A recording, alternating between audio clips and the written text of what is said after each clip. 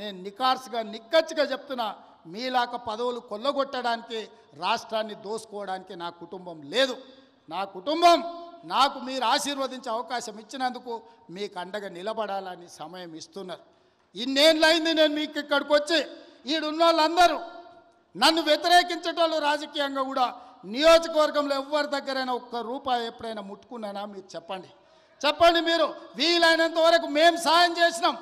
నేను బస్ డిపోకి భూమి ఇచ్చిన, నేను సబ్స్టేషన్లకు భూమి ఇచ్చిన, నేను పాఠశాలలకు భూములు ఇచ్చిన, నేను సొంతంగా కొని ఇవాళ కోస్గిల బస్ డిపోకు ల్యాండ్ ఇచ్చిన ఎన్ని కోట్ల రూపాయల విలువనో ఇవాళ మీరే చెప్పండి. ఇవాళ మన సబ్స్టేషన్లకు భూములు కొనిచ్చినాం.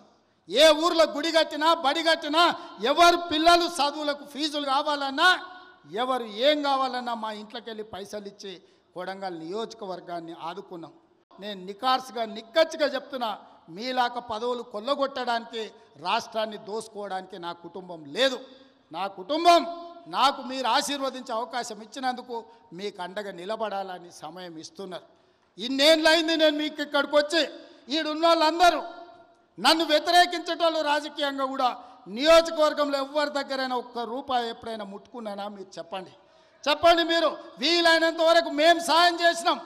నేను బస్ డిపోకి భూమి ఇచ్చిన, నేను సబ్స్టేషన్లకు భూమి ఇచ్చిన, నేను పాఠశాలలకు భూములు ఇచ్చిన, నేను సొంతంగా కొని ఇవాళ కోస్గిల బస్ డిపోకు ల్యాండ్ ఇచ్చిన ఎన్ని కోట్ల రూపాయల విలువనో ఇవాళ మీరే చెప్పండి.